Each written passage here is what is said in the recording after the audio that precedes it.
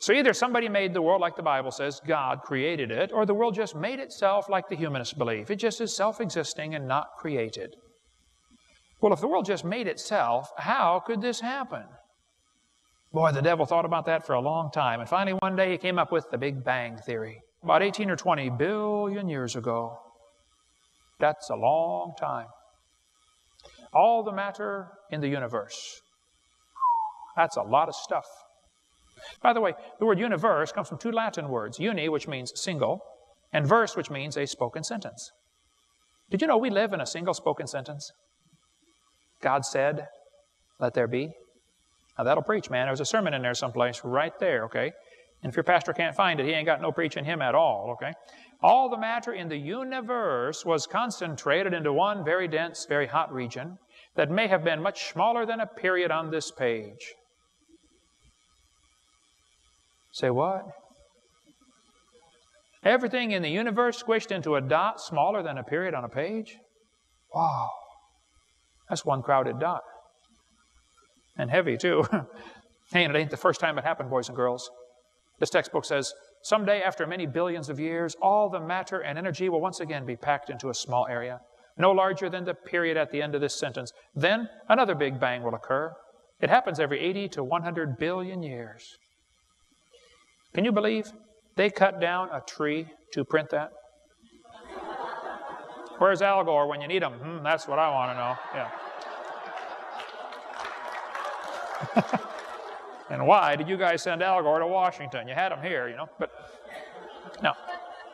This textbook author was brilliant. I could not believe how smart this guy was. He said, boys and girls, nothing really means nothing.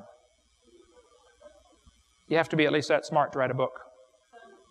He said not only matter and energy would disappear, but also space and time. However, physicists theorized that from the state of nothingness, the universe began in a gigantic explosion. What?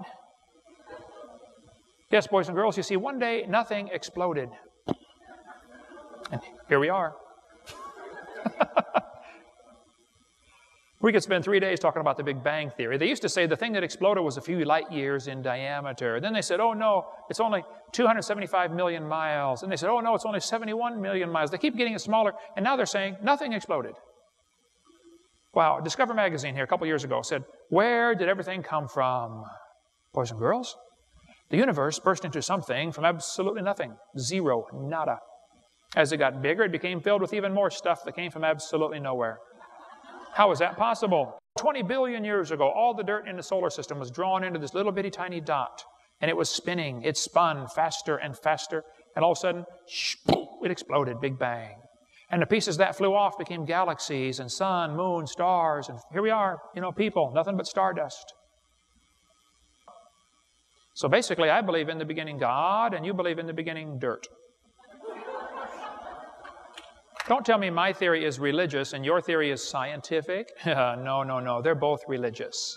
The news media tries to make it look like it is science versus religion. No, it's not. It's not science versus religion. This is two religions. Evolution and creation are both religious. You have to believe in one or the other. The difference is the evolution religion is tax-supported. That's the difference. One of many differences. This universe is run by laws, you know, gravity, centrifugal force, inertia, Boyle's law, Cole's law. You can eat that with potato salad. Okay? There's all kinds of laws in the universe. Where did the laws come from? And by the way, why aren't the laws still evolving? Do you ever think about that? I mean, why is gravity always the same? Why don't you weigh 10 pounds more one day? You say, well, I do.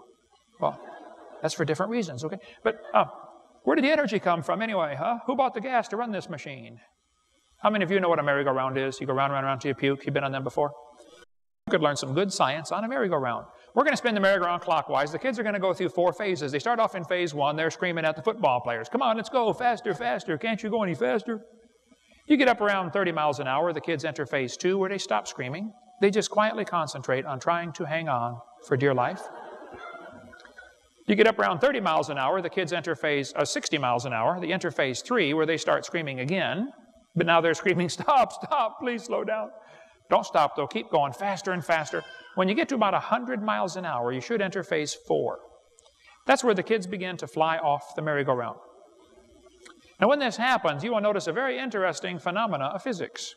If the merry-go-round is going clockwise, when the kid flies off, the kid will be spinning clockwise until he encounters resistance, like a tree or a pole. That's because of a law in physics known as the conservation of angular momentum. See, if a spinning object breaks apart, the pieces that fly off are going to spin the same direction because the outside's moving faster than the inside. And we could talk all day about the conservation laws if you'd like, but the professor said, yes, I know about the conservation laws. I said, well, good, sir, then let me ask you a question. If the universe began as a spinning dot, like you said, why do 2 planets spin backwards, and probably 3? He got real quiet, puzzled look on his face. Why is the sun 98% hydrogen and helium, but the other planets are less than 1% hydrogen and helium? And why are these 9 planets so different from each other? If it all came from a Big Bang, I mean, why are they all so different? Very different compositions. And why do some whole galaxies spin backwards? CNN did an article, Goofy Galaxy Spins in Wrong Direction. In the beginning, God created the heaven and the earth, and God did it that way on purpose just to make the Big Bang Theory look stupid. By the way, if the world came from a Big Bang and slowly evolved over billions of years, why did Jesus die on the cross? What's the purpose of the death of Christ? And when the Bible says God's going to restore the world like it used to be, restore it to what? More death and suffering? We cover more on that theistic evolution position in video 7. And the Big Bang Theory is ludicrous for numerous reasons, okay? If the Big Bang Theory were true, the matter would be evenly distributed. But it's not. Serious, serious problems with the Big Bang Theory. Even Fred Hoyle said, I have little hesitation in saying the sickly pall hangs over the Big Bang Theory. Get more on that in the book called The Evolution Cruncher. It's a 900-page book. It's only $5. Excellent book to give away to every kid in your high school. The second law of thermodynamics tells us everything tends toward disorder. If you leave something alone for a while, it's going to rot, rust, die, fall apart, or break down. Nothing gets better by itself. That's what the Bible teaches. The heavens are the works of thy hands. They shall perish. They wax old as doth a garment. Nothing gets better by itself. Take a look at your hairdo when you wake up in the morning. You'll see exactly what I'm talking about. Everything tends toward chaos, right?